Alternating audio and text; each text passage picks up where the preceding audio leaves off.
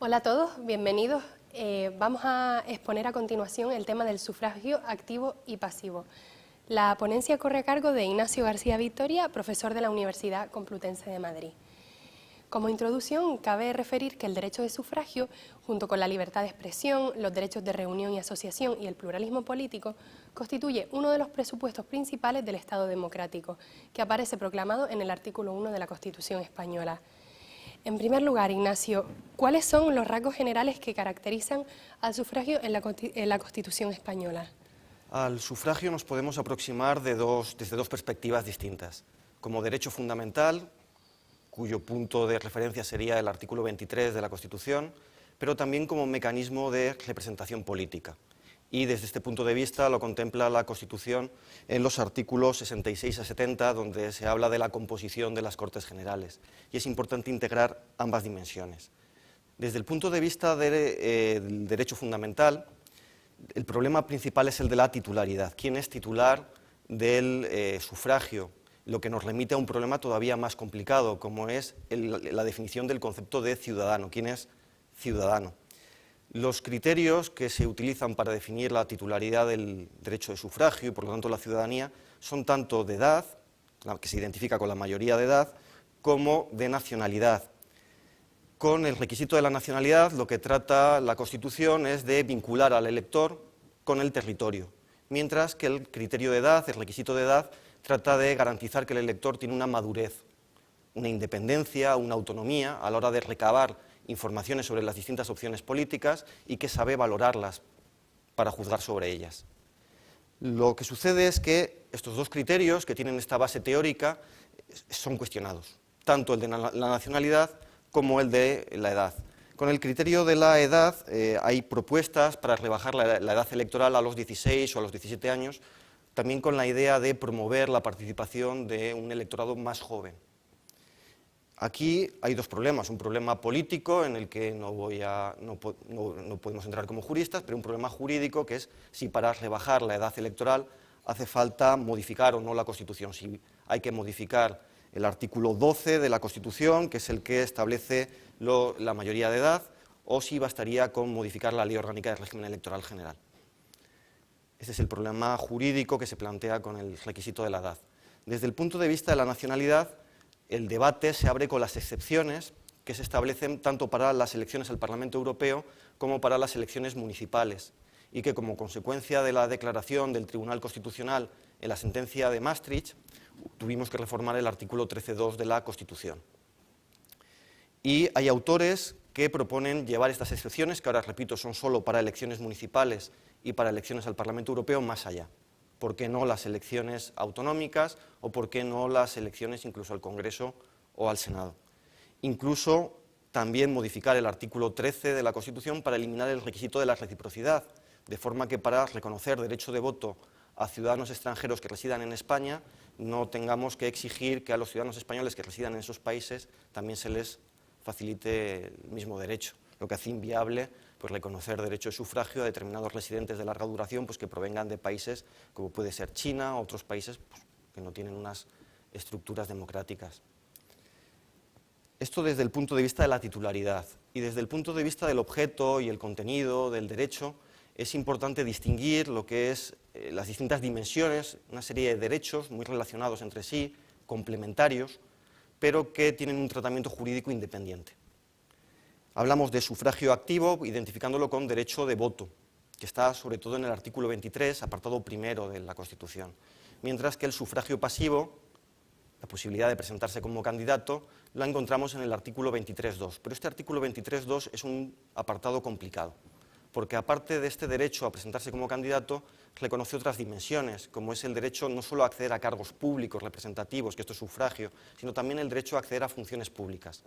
Posiciones administrativas a través de concurso, oposición, y esto tiene un tratamiento jurídico muy distinto. Y incluso el Tribunal Constitucional en su jurisprudencia ha extendido el contenido del derecho de sufragio pasivo no solo a la posibilidad de presentarse como candidato, sino una vez que alguien ha sido elegido para un cargo público, no ser cesado, es decir, mantenerse en el ejercicio del cargo, y también una serie de facultades inherentes al cargo, como puede ser, si alguien es elegido como parlamentario, solicitar información, presentar mociones, este tipo de iniciativas parlamentarias. Todo esto desde la perspectiva más subjetiva del sufragio, como derecho fundamental. Desde un punto de vista objetivo, como mecanismo de representación política, hay que relacionar el sufragio con una serie de principios, una serie de características del sufragio en cualquier sociedad democrática. Criterios, principios que están en las tradiciones constitucionales comunes a los Estados miembros del Consejo de Europa y que están codificadas en el Código de Buenas Prácticas Electorales de la Comisión de Venecia, pero que también están en nuestro artículo 23.1 o en nuestro artículo 68.1 de la Constitución. Periodicidad de las elecciones y luego las características del sufragio universal, igual, libre, directo y también secreto. Por lo tanto, tanto la dimensión subjetiva como la dimensión objetiva, con toda esta complejidad, hay que tratar de integrarlas en la interpretación. Y en cuanto al desarrollo legislativo del sufragio, ¿puedes contarnos un poco las características principales? El elemento del que debemos partir es la existencia de una reserva de ley orgánica. Reserva de ley orgánica que está en el artículo 81 de la Constitución y que la materia para la que se exige reserva de ley orgánica es régimen electoral general. La exigencia de reserva de ley orgánica para el régimen electoral general conlleva una mayor rigidez. Es más difícil cambiar la ley orgánica del régimen electoral general que otras leyes ordinarias. Y el sentido que tiene esta mayor rigidez, hace falta mayoría absoluta en el Congreso de los Diputados para reformar la ley orgánica del régimen electoral general, es asegurar cierto consenso en la elaboración de las normas electorales, porque siempre hay la tendencia de que el partido que es mayoría reforme la legislación electoral para perpetuarse en el poder, ¿no? Este es el sentido de la rigidez. El problema que plantea la reserva de ley orgánica es delimitar el ámbito de aplicación, delimitar la materia, que es régimen electoral general. Régimen electoral general es aquellas normas que son comunes para todas las elecciones, para el conjunto de las elecciones. Y es esto y solo esto lo que está sujeto a reserva de ley orgánica. La regulación específica pues, de la barrera electoral o de la fórmula electoral para cada tipo de elección, esto no es reserva de ley orgánica, aunque la ley orgánica del régimen electoral general contiene las normas específicas para casi todas las elecciones, salvo para las elecciones autonómicas, que esto es competencia del legislador autonómico. Y todas las comunidades autónomas, salvo el caso de Cataluña, que no han podido ponerse de acuerdo en una ley autonómica en materia electoral, tienen su propia legislación electoral. Esto desde el punto de vista más formal. Desde un punto de vista más sustantivo, destaca dentro de la legislación electoral el protagonismo de los partidos políticos. Los partidos políticos son el actor principal cuando uno lee la ley orgánica del régimen electoral general. Y esto se manifiesta, por ejemplo, en el tema de la presentación de las candidaturas. ¿Quiénes pueden presentar candidaturas? Pueden presentar candidaturas partidos, federaciones de partidos o coaliciones de partidos, con la única válvula de escape, que es la de las agrupaciones de electores. Es posible que electores, de forma individual, mediante su firma, respalden una candidatura. Las agrupaciones de electores tienen carácter temporal solo para determinada elección y cada vez que una agrupación de electores quiere presentar una candidatura tiene que reunir los requisitos de firmas. Y un tema novedoso que es importante señalar y que ha planteado alguna polémica en las últimas elecciones generales es el nuevo artículo 169.3 de la Ley Orgánica del Régimen Electoral General, que para los partidos políticos sin representación parlamentaria les exige presentar un número de firmas para poder presentar candidaturas al Congreso de los Diputados. Ignacio, ¿en qué casos limita el legislador el ejercicio del derecho de sufragio? El caso más habitual es el de las causas de inelegibilidad e incompatibilidad. Por inelegibilidad entendemos un conjunto heterogéneo de impedimentos jurídicos para ser candidatos. Las causas son muy diversas, casi todas tienen que ver con el ejercicio de determinados cargos que implican potestas, poder público. Por ejemplo, ser magistrados del Tribunal Constitucional, jueces, fiscales, ocupar cargos relacionados con el ejército o la policía, también con la administración, subsecretarios, secretarios generales, directores generales. ¿Cuál es el sentido, cuál es la finalidad que tienen estas causas de inelegibilidad? Por un lado, garantizar la libertad del elector frente a posibles coacciones que pudieran suponer que se presentan este tipo de cargos que ejercen potestades públicas. Pero quizás también parte de la doctrina apunta a mantener cierta autonomía en un sistema parlamentario entre el legislativo, entre el Parlamento y también el ejecutivo y el judicial. Todas las causas de inelegibilidad dependen en cierto modo de la voluntad del que quiere ser candidato, porque la causa de inelegibilidad se puede salvar renunciando al cargo que provoca la causa de inelegibilidad. Y la inelegibilidad, esto es una característica que le diferencia de la incompatibilidad, es causa de invalidez de la elección y opera desde la presentación de la candidatura hasta que se celebran las elecciones.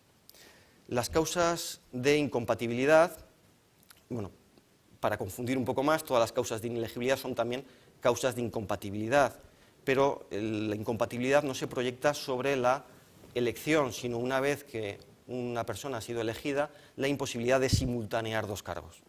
Aparte de las causas que hemos señalado antes de inelegibilidad, que también lo son de incompatibilidad, hay otras causas específicas. Por ejemplo, el artículo 155 de la Ley Orgánica del Régimen Electoral General dice que nadie puede ser a la vez diputado y senador, como para poner un ejemplo de causa de incompatibilidad que no lo es a la vez de inelegibilidad. Y aquí el debate, tras la última reforma en el año 2011 de la Ley Orgánica del Régimen Electoral General, es la nueva causa de incompatibilidad que permite privar del mandato a una persona que se presentó por una lista electoral que luego ha sido declarada ilegal por promover la violencia o por ser continuidad de un partido político ilegalizado. ¿Y con qué garantías jurisdiccionales cuenta el derecho de sufragio? La tutela del derecho de sufragio corresponde fundamentalmente a los tribunales ordinarios.